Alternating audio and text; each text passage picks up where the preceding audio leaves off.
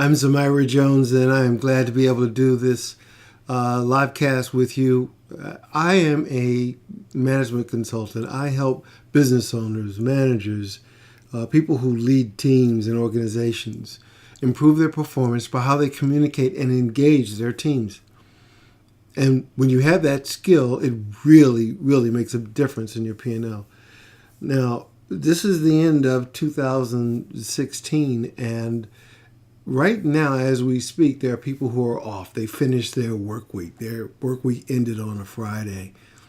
And you know what? They're looking forward to these 2-3 days off they have, or maybe more. Maybe they took some vacation days.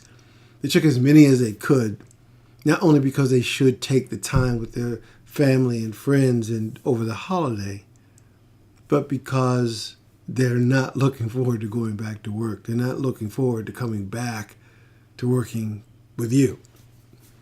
Hopefully that's not you. Hopefully you're not one of them. Hopefully you are one that they enjoy working with, and this is just their R&R time. Unfortunately, there are too many people who are avoiding their bosses.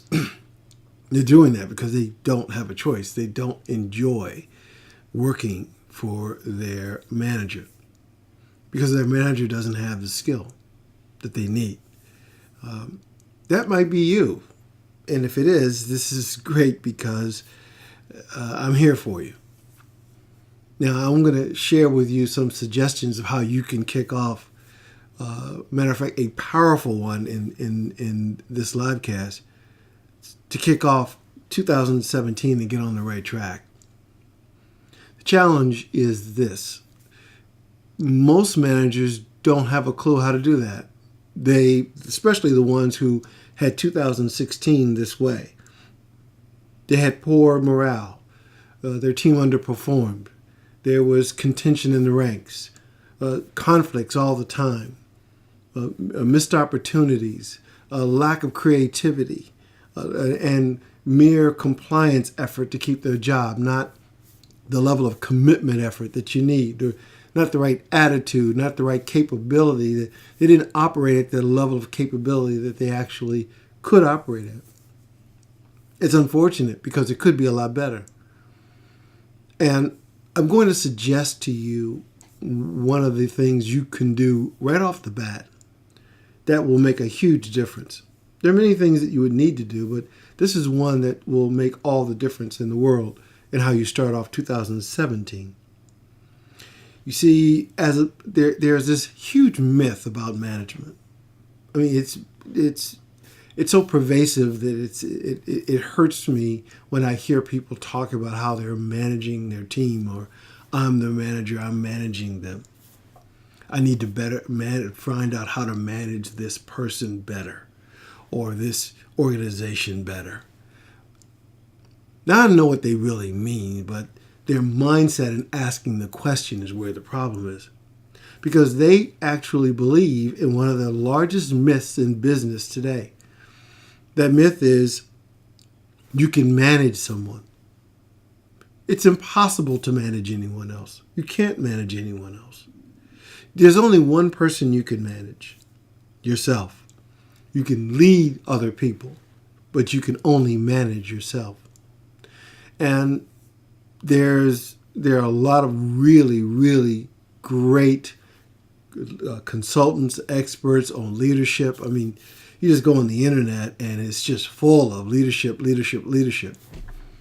Now, I am a huge proponent of it, and all of my content is focused on leadership and one key result. That's the fruit of what we focus on, but that's not what we do every day. What we do every day is we focus on management. And here's why. We've all known leaders who never went to B school. They don't have an MBA. They didn't take courses at Harvard or Yale or someplace for leadership. But they just had that knack. They had something that people just wanted to follow them. They had those people skills, I guess you'd call it, naturally. You know, we've all, our whole lives, we've known people like that. In college, in high school, there was always someone in high school that everybody, there was always this girl that all the other girls liked to follow. There was always this guy that just was charismatic and people just followed them. They never took a course in that. So what was it? It was their upbringing, their family history, the culture at home, or their just natural personality. There are some people who are born leaders. But you'll never, ever find a born manager. There's no such thing. There are some leaders who are good managers, great managers. And there are some managers who are great leaders. But you'll never find a manager who's great just by being born great. They had to be made. Leaders can be born, but managers are always made. And that's the business that I'm in. My mission is to grow managers, to help people develop the management skill, because I contend that it's harder to be a great manager than a born leader. Now, all great managers are great leaders, but not all great leaders are great managers. And this is why I focus on the management skill, so you can be a complete leader. And management is really all about exporting your attitude, your capability, and your effort to someone else, so that you can have a team that works together, and if they're all self-managing, then you're going to have a great business. Now, there is an axiom that some of the best experts in management and leadership will, especially in management, they'll tell you that they're the ones that are more enlightened to this self-management concept. They'll say there are only 3 things that you can manage. You lead people, but there are only 3 things you can manage. And I call it QTM. Quality of your organization, your output, your product, your service. Quality. Time. And money.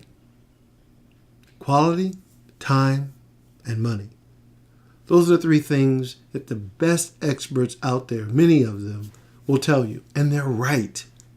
Almost.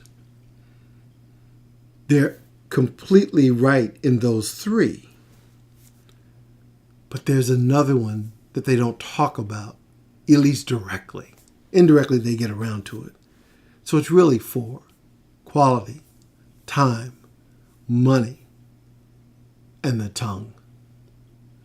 That's where I really focus, because there's an ancient axiom that life and death are in the power of the tongue.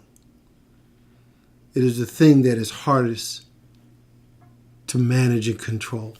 Our tongue, what we say, how we say it. And communicating with your team, well, that's a learned skill. If you do it at the level of proficiency that I am promising you will have. Now, let me give you an example of what I mean and what I wanted to share with you while you're listening to this live cast. I promise to give you one key thing that you can do starting next week or whenever you start your new year with your team. You see, there's this concept that, I'm a management person. I've been managing media companies and talent and personalities and the entire organizations that put on these stations for years, or over 30 years now. And I've learned a lot by working with some of the best managers on the planet, some of the best leaders on the planet, with ABC, with Disney, with ESPN, with Radio 1, with other companies, with Magic Johnson's company. I was on the board of directors of his company. I have been hired by the U.S. government to train managers all over the world, in South America, Central America, Asia, Russia, countries in all the Baltic states.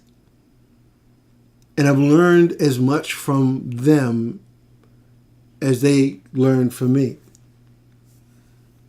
One of the things that you already have experienced your entire life is a principle that we used in media, we use in marketing, we use in management, and it was really codified by Dr. Stephen Cartman, who came up with the concept of the dreaded drama triangle.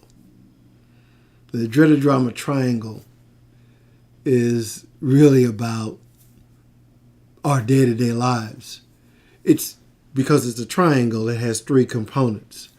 And your team have experienced one, if not all of those. And you and I have been in each one of those three categories, those three pillars of the dreaded drama triangle.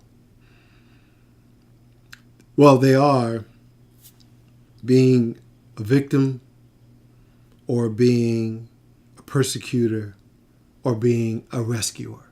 Victim, persecutor, or rescuer. Now, I won't go through all of those today, but I want to focus on one. And the most pivotal one, the victim.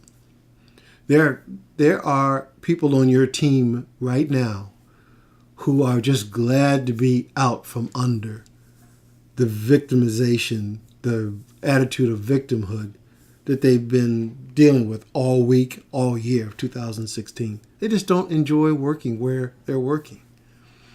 Or there are certain circumstances, certain people that made them feel like victims. And you're going to reconnect with them in 2017. So what do you do about that? You see, victims are suffering from what I call a vitamin deficiency. And there are two types of victims. And in a lot of my training, I will talk about the dreaded drama triangle. There's victimization and victimhood. And victimhood is when you're in just a state of being a victim. Victimization is all of us have things happen to us. And we're victimized by it, but it's not part of our identity. Whereas a person in victimhood, like some people that probably work for you, just feel like they are a perpetual victim. And that someone else on their team, another manager of another division, is out to get them, or you're out to get them, or the business or the company is out to get them, or some project, or the people are working on a project just undermine them. And so they have a poor attitude. Well, we all know people in those kind of situations, don't we? But there's one thing you can do that can help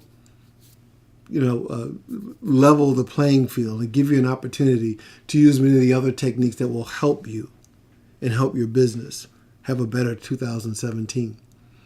It's this vitamin deficiency.